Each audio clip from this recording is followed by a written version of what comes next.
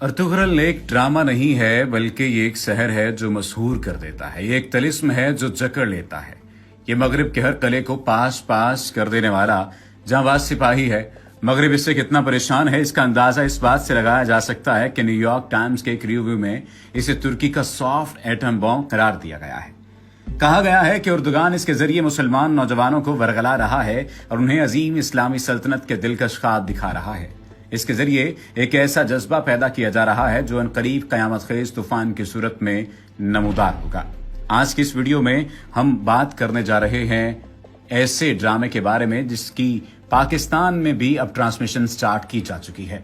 दरअसल बात यह है कि इस ड्रामे के जरिए मुसलमानों की बुज़दिली और एहसास कमतरी को खत्म किया जा रहा है। इन्हें अपनी तहजीब पर फख्र करना सिखाया जा रहा है और सूफिया किराम से ताल्लुक कायम करने के लिए इन्हें शेख मुहियुद्दीन इब्न अरबी की मजालिस दिखाई जा रही हैं। इस वक्त ये ड्रामा दुनिया के 60 से जायद ममालिक में टीवी चैनल्स पर दिखाया जा रहा है।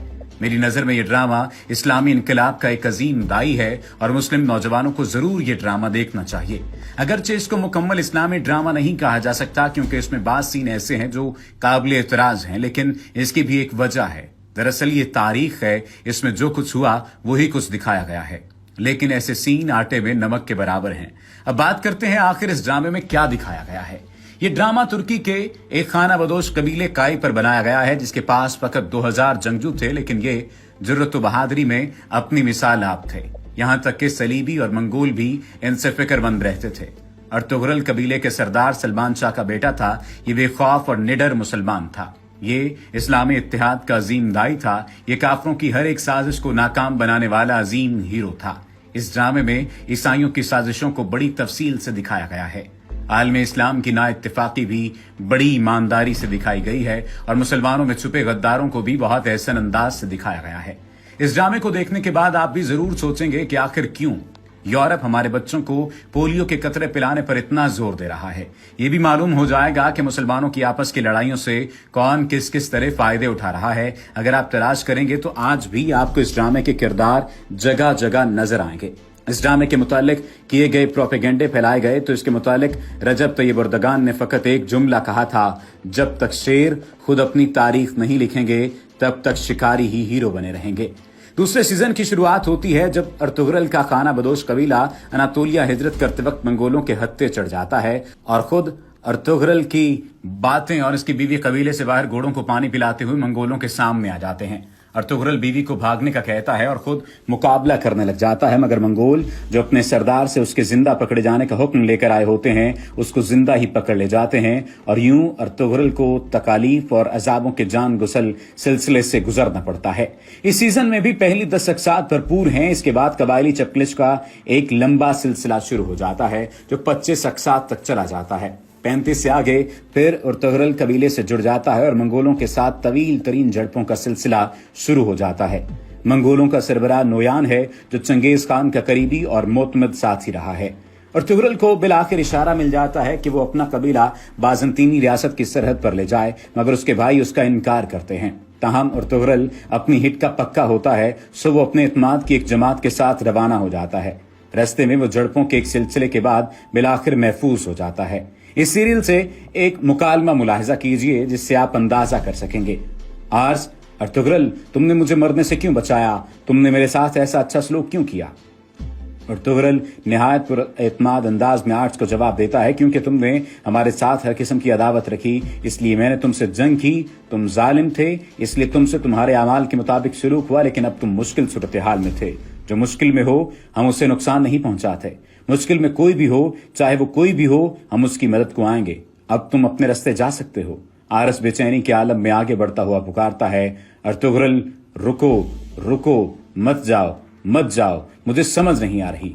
अर्तुगरुल मैंने तुम्हारे बेटे को अगवा किया, मैंने तुम्हारे लिए हर किस्म के जाल बिछाए और तुमने मुझे आजाद कर दिया, तुमने मुझे माफ कर दिया, तुमने मेरी जान बख्शी। इसका ताल्लुक सिर्फ वादा पूरा करने से नहीं हो सकता, यकीनन कुछ और चीज है। इसके पीछे कुछ आलीशान है। तुम्हें ये सब करने पर किस चीज ने मजबूर किया है? अर्तुगरुल जवाब दो। अर्तुगरुल 2 कदम आगे बढ़कर आरस के करीब आकर जवाब देता है, मैं तुम्हें पहले ही बता चुका हूं आरिस, अगर मैं अपने नफ्स की सुनता तो मैं बहुत पहले तुम्हारे टुकड़े कर चुका होता, लेकिन मेरा ईमान मेरे नफ्स से ज्यादा बरतर है। میرے دین نے مجھے یہ کرنے کا حکم دیا ہے، یہ میں نے اپنی نفس کی خواہش سے نہیں بلکہ اپنے دین کے فرمان پر کیا۔ حارث نے کہا کہ اس صورت میں چونکہ یہ تمہارے دین کا دستور ہے، پھر تمہارا دین ہی سچا دین ہے، اور اگر تم اپنے غصے اور جذبات پر نہیں چلتے بلکہ تم اسی طرح پیش آتے ہو جیسے تمہارا دین طلب کرتا ہے، پھر تمہاری مخالفت کی کوئی وجہ نہیں۔ ارطغرل نے کہا کہ تم وہ آدمی ہو جس کی پیروی کی جائے، براہ مہربانی مجھے بتائیں آپ کے دین میں آنے کے لیے مجھے کیا کرنا ہوگا۔ ارطغرل حیرانی کے عالم میں حارث کو مخاطب کرتا ہے، کیا واقعی حارث ایسے فیصلے لمحوں میں نہیں کیے جاتے؟ حارث نے کہا، تمہارے اندر جو عظیم کردار میں نے دیکھا، میں نے اپنے قریب ترین دوستوں میں بھی نہیں دیکھا۔ میرے پاس کھونے کے لیے کچھ بھی نہیں ہے، شاید خدا نے مجھے آخری موقع دینے کے لیے مجھے تمہاری دوستی اور تمہارا دین بھیجا ہوا ہے۔ میں یہ موقع گنوانا نہیں چاہتا، برائے مہربانی مجھے بتاؤ مجھے تمہارے دین میں شامل ہونے کے لیے کیا کرنا ہوگا۔ ارطغرل نے کہا، اپنے گھٹنوں پر آ جاؤ۔ حارث اور ارطغرل اس کے قریب گھٹنوں کے بل بیٹھے، اس سے مخاطب ہو کر کہتا ہے، تو پھر جو میں کہوں وہ دہراؤ، اشہد اللہ الہ الا اللہ واشہد ان محمدًا عبدہ ورسولہ۔ تیسرا سیزن تب شروع ہوتا ہے جب ارطغرل اور اس کا قبیلہ اپنے مقام پر پہنچ کر 2-3 سال گزار چکا ہوتا ہے۔ وہ سخت تنگی اور اسرت کا شکار ہوتا ہے، مگر ارطغرل اور اس کے جانباز آہستہ آہستہ ہانلی بازار پر قبضہ کر لیتے ہیں۔ یوں ان کی معاشی حالت تو مضبوط ہو جاتی ہے، مگر ایک بار پھر اس کے عیسائی حریفوں اور حلیف قبیلے کی غداری کے مسائل چھڑ جاتے ہیں۔ یہ سیزن بڑی جھڑپوں کا ایک شاہکار ہے۔ پہلے 2 سیزنز میں چند مواقع چھوڑ کر باقی جگہوں پر ارطغرل کے اپنے 3 جانباز ہی ساتھ ہوتے ہیں، لیکن اب جب ارطغرل قبیلے کا سردار بن چکا ہے تو بہت سے نئے قابل جنگجو بھی سامنے آ جاتے ہیں۔ تاہم ارطغرل کی اپنے جانبازوں کے ساتھ مل کر جو لڑائی کا ایک خاص انداز ہوتا تھا کہ ایدر اللہ، الہ اللہ اور حق اللہ کے نعروں میں جب وہ میدان میں کودتے ہیں تو بیمار جسم میں بھی بجلی پیدا ہو جاتی ہے۔ وہ منظر واقعی بے مثال ہوتا ہے۔ ارطغرل کے 3 خصوصی جانباز ہوتے ہیں، ان میں سے ایک کلہاڑی استعمال کرتا ہے، دوسرا دونوں ہاتھوں میں تلوار اور تیسرا ڈھال اور تلوار، جبکہ ارطغرل بائیں ہاتھ سے تلوار اور دائیں ہاتھ میں ساتھ ہی خنجر استعمال کرتا ہے۔ چوتھے سیزن میں ارطغرل کا راجہ حصار پر بھی قبضہ کر لیتا ہے اور صلیبیوں کی بھی گردن مروڑ دیتا ہے اور سوخت کی طرح مراجعت بھی کر جاتا ہے۔ یوں ہی اس سیزن کا اختتام ہوتا ہے۔ ارطغرل کا کردار ایک بہت مضبوط ایمان، اعلیٰ اخلاق اور بہادری کا حامل ایک ایسا نوجوان ہے جس کا دل جہاد کی محبت سے لبریز ہے، شہادت جس کی منزل ہے اور قبیلے کی روایات کا تحفظ جس کا فریضہ ہے۔ ایسا کردار کہ جو بھی دل میں ٹھان لیتا ہے اسے پورا کر کے ہی دم لیتا ہے۔ اس کی بیوی حلیمہ کا کردار بھی ایک بہت مثبت اور مثالی کردار ہے، محبت، حلم اور بربادی کا شاہکار جو ہماری ماؤں بہنوں کو ایک بہترین رستہ دکھا سکتا ہے۔ اس کی ماں حائمہ کا کردار شاید سب سے زیادہ مؤثر ہے۔ اس خاتون نے جس طرح اپنے کردار میں ڈوب کر اس کو ادا کیا ہے وہ بے مثال ہے۔ اگر بات اداکاری کی ہو تو صرف مثبت ہی نہیں، منفی کرداروں نے بھی بہت اچھی پرفارمنس دے کر اس سیریز کو زندہ جاوید بنا دیا ہے۔ اس سیریز میں سب سے اہم رخ ترکوں کا وہ جذبہ ہے کہ وہ کس طرح عثمانیوں کی سلطنت کو عالم کے لیے رحمت بنا کر پیش کر رہے ہیں۔ ظلم، زیادتی اور جبر کے ماحول میں قدرت کی طرف سے بار بار اشارات کا اظہار کہ بس اب اس سلطنت کا ظہور ہونے ہی والا ہے جو اس جبر اور زیادتی کے طوفان کو لگام ڈال دے گی۔ اس کے لیے انہوں نے ابن عربی اندلسی کے نام سے کتب کا کردار تخلیق کیا ہے جو تکوینی امور اور اشارات کی وجہ سے ارطغرل کے ہر مشکل میں روحانی طور پر مددگار رہتا ہے اور تنگی کے وقت میں اس کے کام آتا ہے۔ ترک اسلام اور جہاد کو قومی عصبیت کے ساتھ ملا کر بحالی عروج کا جو خواب دیکھ رہے ہیں، دراصل ارطغرل اس کا ایک مجسم ثبوت ہے۔ یہ ان کے ماضی سے زیادہ ان کے مستقبل کا پروگرام لگتا ہے۔ اللہ ان کے نیک ارادوں میں ان کو کامیابی نصیب فرمائے۔ اللہ کریم ان کے کرداروں کو اس بہترین کام کی وجہ سے دنیا میں کامل ہدایت اور آخرت میں اپنا خصوصی قرب نصیب فرمائے۔ میں تو ان کے لیے بہت ساری دعائیں کرتا ہوں۔ آج اگر اسکرین سے امت کو بچانا ممکن نہیں تو کم از کم امت کو اچھی چیز تو دی جا سکتی ہے۔ المختصر جس نے نسیم حجازی کے ناول اور التمش کی داستان ایمان فروشوں کی نہ پڑھی ہو تو یہ سیریز ہر 2 عنوانات کی طرف سے کافی شافی بن سکتی ہے۔ اگر چہرے کے پردے کو اختلاف علماء کی وجہ سے اجازت دی جائے اور چند عیسائی لڑکیوں کی طرف نہ دیکھا جائے جن کے سر کے بال نظر آتے ہیں تو پوری سیریز میں شرعی بنیادوں پر ایک ہی چیز قابل اشکال ٹھہرتی ہے اور وہ ہے کرداروں کا واپسی کے بعد اپنی نام نہاد بیویوں سے معانقہ کرنا۔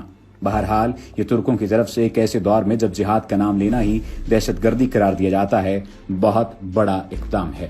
اللہ کریم ان کی مدد فرمائے۔ اور ٹائم مشین کے بارے میں آپ لوگوں نے سنا ہوگا جس کا تصور آئنسٹائن نے پیش کیا تھا، اس پر کافی ریسرچ ہوئی اور ہنوز جاری ہے۔ اس کا مقصد یہ تھا کہ انسان ماضی میں جا سکے اور مستقبل بھی دیکھ سکے، جو ایک طرح سے ناممکن ہے۔ پوز کا مطلب یہ ہے کہ اس ٹائم مشین کو بنانے میں ترکی کافی حد تک ارطغرل ڈرامے کی صورت میں کامیاب ہوئے ہیں۔ اس سیریز نے ہمیں ایک حقیقی ٹائم مشین کی طرح 1200 صدی عیسوی کی سیر کرائی ہے۔ ہم نے دیکھا کہ 800 سال پہلے مسلمان زندگی کیسے گزارتے تھے، ہم نے دیکھا کہ قبائل کس طرح روایات کی قدر کرتے تھے، ہم نے دیکھا کہ اس وقت خیموں کی کتنی عجیب فضا تھی، ہم نے مجاہد دیکھے، ہم نے شہداء دیکھے، ہم نے ارطغرل دیکھا، ترگت، بامسی اور روشان دیکھے جو ہم نے سنا بھی نہیں تھا، اس سے آشنا ہوئے، ہم نے پیار اور وفا دیکھا، ہم نے ہائمہ انا اور سلیمان شاہ کا رول دیکھے، کس طرح انصاف اور بچوں کی پرورش کی، ہم نے اس زمانے کی شادیاں اور دعوتیں دیکھی، ہم نے چنگیز خان کے ظلم دیکھے جو اب تک صرف سنتے آ رہے تھے، ہم نے ہلاکو خان اور برقع خان دیکھے، ہم نے ابن العربی اور سفید داڑھی والے دیکھے، ہم نے مسلمانوں کے جنگی مہارتیں، جال بچھانا اور جال توڑنا دیکھے، اور ہم نے خطوط کے ذریعے پیغامات بھیجنا دیکھا۔ ہم نے وہ زمانہ دیکھ لیا جس زمانے میں موبائل فون اور دیگر نئی ٹیکنالوجی نہیں تھی۔ ہم نے سرداروں کا زمانہ دیکھا، ہم نے سلطان دیکھے۔ یہ ہوتی ہے اصل ٹائم مشین جو چند ہی ساعتوں میں تابناک ماضی کی سیر کرائے اور پھر واپس لا کر اس پر سوچنے پر مجبور کرے۔ ڈرامے کے اختتام پر ایسا محسوس کیا کہ محمد بوزداغ نے بہت جلد ہمیں 20ویں صدی سے 12ویں صدی میں منتقل کیا اور اس تابناک ماضی کی سیر کرا کر واپس 20ویں صدی میں لا کر چھوڑ دیا۔ اللہ ارطغرل غازی پر رتبہ بلند فرمائے اور ان پر ہزاروں رحمتیں ہوں۔